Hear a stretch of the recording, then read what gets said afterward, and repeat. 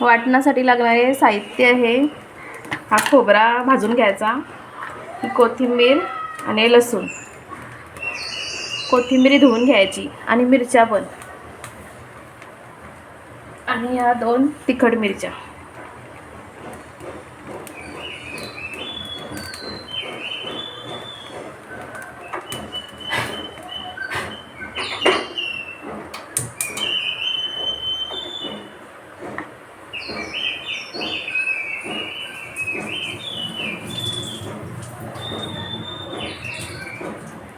कोथिंबीर टाकली आणि 2 मिरच्या,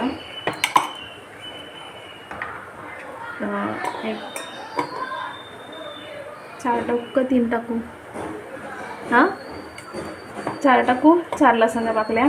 आणि खोबरा आम्ही असे कापत नाही बसत, आम्ही डायरेक्ट टेचतो.